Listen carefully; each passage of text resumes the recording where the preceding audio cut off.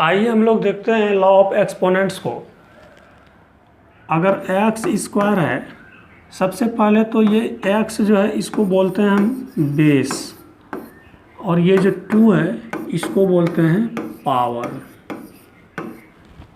तो अगर x square है तो इसका मतलब क्या कि यह 2 टाइम्स इसका मल्टीप्लिकेशन है। अगर x to the power cube है तो ये 3 टाइम्स मल्टीप्लिकेशन है। अगर एक्स टू दी पावर अगर एन रहे तो फिर क्या लिखेंगे इसको, ये इसका जो मल्टीप्लिकेशन होगा वह nth टर्म तक होगा। अब एक एग्जांपल यहाँ पर है कि x square into x cube, तो हम इसको क्या सॉल्व कर सकते हैं। तो एक्स स्क्वायर को तो हम x into x 2 times multiply कर सकते हैं। फिर ये मल्टीप्लाई अब x to the power cube को 3 टाइम्स। इस तरह से अगर हम इसको सॉल्व करें तो एक्स टू दी पावर 5। अगर यहाँ पर तो 2 था और 3 था तो हम इसको मल्टीप्लाई कर दिए, लेकिन अगर x to the power a into x to the power अगर बी हो तो इसका जो सॉल्यूशन होगा x to the power a plus b. मतलब ये जो है ये हमारा लॉ ऑफ एक्सपोनेंट्स का एक फार्मूला हुआ। X to the power a into x to the power b is equal to x to the power a plus b. अब कुछ और एग्जांपल्स को हम लोग देखते हैं कि suppose x to the power 12 into x to the power 11, तो हम इसको क्या लिखेंगे, तो इसको लिखेंगे एक्स टू दी पावर 23। क्यों? क्योंकि इसका जो फार्मूला पर इम्प्लीमेंटेशन होगा एक्स टू दी पावर 12 अब प्लस 11, यही इसको जब ऐड करेंगे तो 23 होगा। नेक्स्ट है कि if x to the power a by x to the power b, तो हम इसको क्या लिख सकते हैं, x to the power a minus b. यह भी एक लॉ ऑफ एक्सपोनेंट्स का फॉर्मूला है। इसका एग्जांपल देखते हैं कि x to the power a, suppose कि एक्स टू दी पावर 3 है और x to the power b means x square है।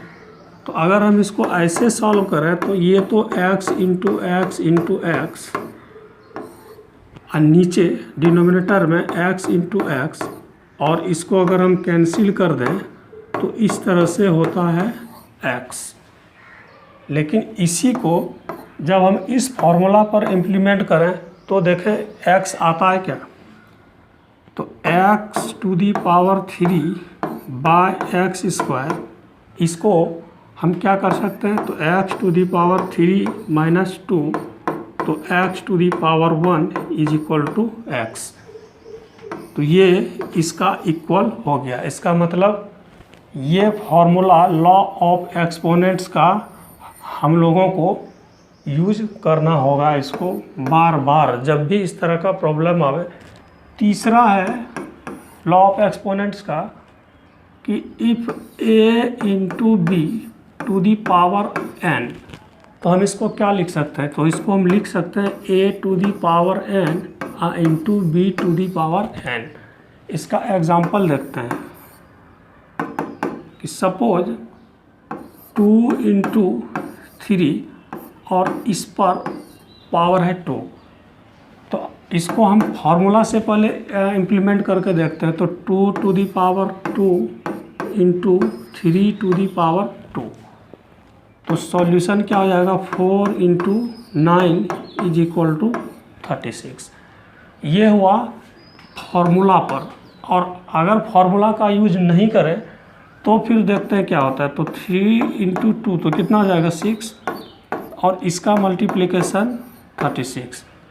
तो कोशिश हम लोगों का यही रहना चाहिए कि जब भी इस तरह का आवे तो फार्मूला का ही यूज करें। फोर्थ लॉ ऑफ एक्सपोनेंट्स कि अगर बेस इक्वल है तो पावर भी इक्वल होगा। जैसे x to the power a और x टू दी पावर अगर b है, तो यहाँ पर हम क्या देख रहे हैं कि ये बेस है, ये बेस दोनों इक्वल है।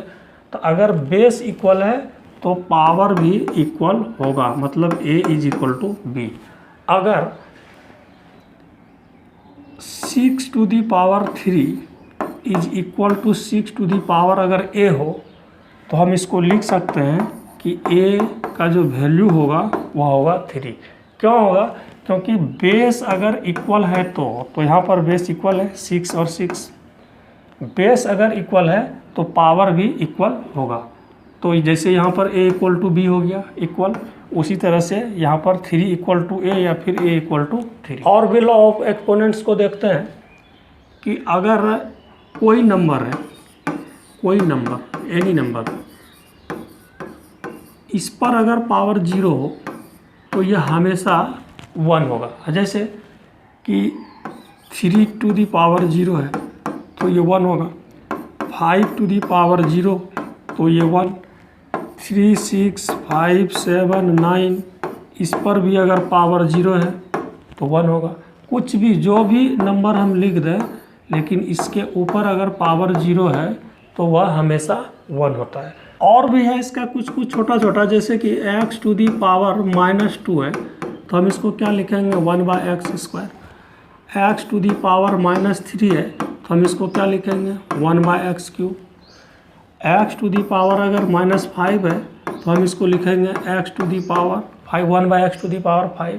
फिर देखते हैं कि सपोज यहाँ पर n है और ये m है, तो इसको हम m to the power 1/n लिख सकते हैं। जैसे कि यहाँ पर हम 8 दे दें √8, तो इसको हम क्या लिख सकते हैं, इसको लिख सकते हैं हम 8 टू दी पावर 1/3। अगर यहाँ पर 3 और 8 रहे तो ये दोनों दो चीज़ है, ये सेम चीज़ नहीं है। इसमें 3 से मल्टीप्लिकेशन है, मीन्स ये 3 इंटू ये √8 है, ये दोनों सेम नहीं है, ये √8 है ये। तो लॉ ऑफ एक्सपोनेंट्स का ये सभी फॉर्मूला को हम लोगों को याद रखना होगा, तब जा कर के जो भी क्रिटिकल प्रॉब्लम्स होगा खास करके एक्सपोनेंट्स का, वह सॉल्व इजी वे में हो जाएगा। आई होप आप लॉ ऑफ एक्सपोनेंट्स के इंट्रोडक्शन को समझ गए होंगे। तो इस पर 1 या 2 और वीडियो डिफरेंट प्रॉब्लम के साथ जो कि टिपिकल होगा उसको आप लोगों को प्रोवाइड कराएंगे। धन्यवाद।